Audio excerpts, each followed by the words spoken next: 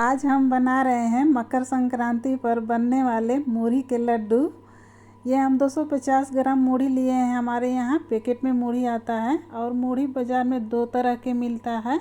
एक नमकीन मूढ़ी होता है और एक बिना नमक का होता है जिसे सादा मूढ़ी बोलते हैं। तो हम लड्डू बनाने के लिए सादा मूढ़ी ही लिए हैं, इसी का स्वादिष्ट लड्डू बनता है। अब थोड़ा थोड़ा मूढ़ी लेकर इसे चाल लेंगे जिससे कि पैकेट में जो मूढ़ी पाउडर जैसा होगा वो निकल जाए, और इसी तरह से बाकी मूढ़ी को भी चाल लेंगे यानी कि छान लेंगे। लड्डू बनाने से पहले मूढ़ी को भी चेक कर लीजिएगा कि मूढ़ी नरम तो नहीं है। दो चार मूढ़ी के दाने को चुटकी से मैश कर देखिएगा, अगर कुरकुरा है तो इसका लड्डू अच्छा बनेगा। और नरम मूढ़ी मिल जाए तो क्या कीजिएगा, कढ़ाई गरम करके मीडियम फ्लेम पर थोड़ी देर के लिए इसे भून लीजिएगा तो मूढ़ी कुरकुरा हो जाएगा। देखिए सारे जब मूढ़ी छाने तो इस तरह से इसमें पाउडर जैसा निकला है। अगर इसे भी हम लड्डू बना देंगे तो फिर लड्डू जो है देखने में ख़राब लगने लगेगा। अब इसे बनाने के लिए एक मोटे तले का कढ़ाई लीजिएगा और 400 ग्राम गुड़ डालिएगा। कप से नाप कर डालिएगा तो 2.5 कप गुड़ होगा और आधा कप पानी डाल लीजिएगा। अब इसे हाई फ्लेम पर कंटिन्यू चलाते हुए घुलाएंगे। मूढ़ी का वज़न हल्का होता है और गुड़ का वज़न भारी होता है, जिससे कि लड्डू बनाने के लिए मूढ़ी वज़न में कम और गुड़ वज़न में ज़्यादा लेना पड़ता है।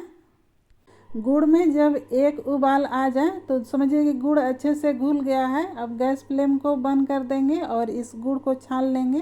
तो छानने के लिए देखिए ये स्टील का जो छन्नी लीजिएगा, इसमें बारीक जो बालू जैसा होता है वो छन जाएगा, यानी वो भी गिर जाएगा। और इस तरह का प्लास्टिक का छन्नी लीजिएगा तो क्या होगा कि छन्नी पिघल जाएगा।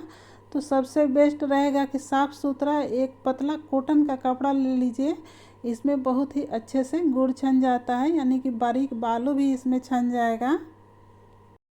अब इसमें सारे गुड़ को डाल देंगे और कढ़ाई को एक बार फिर से पानी से इसी तरह से साफ़ कर लेंगे। अब कपड़े के चारों कोन को इस तरह से पकड़कर उठाएंगे, देखिए कितना आसानी से गुड़ छन गया।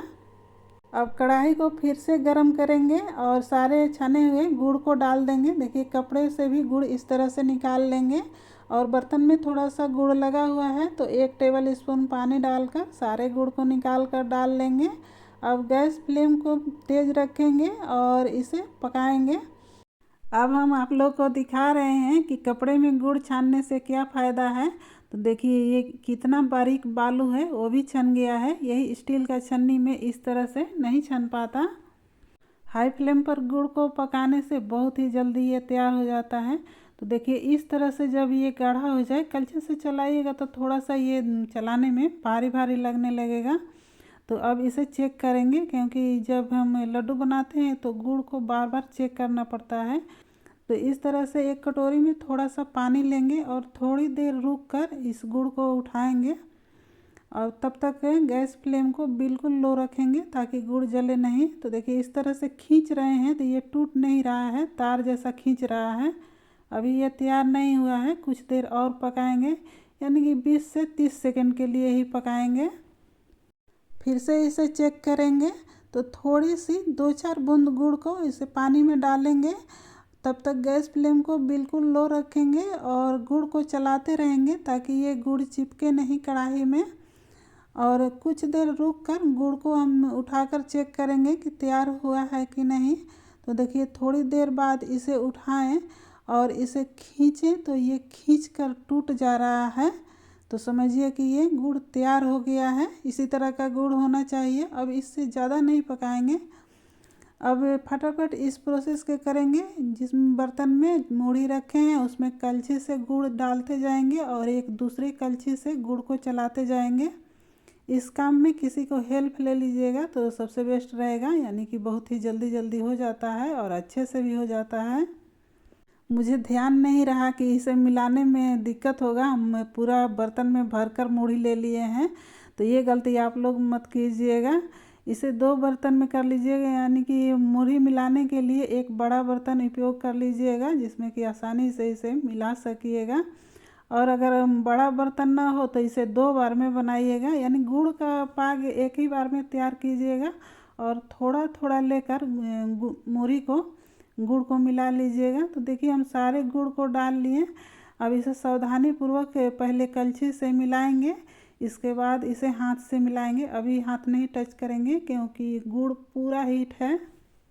गुड़ को कलछी से मिला लेंगे, इसके बाद हाथ से मिलाएंगे। कलछी से मिलाते रहेंगे तो हर एक मूढ़ी के दाने में गुड़ नहीं लिपटा पाएगा, इसे हाथ से मिलाना ही पड़ता है।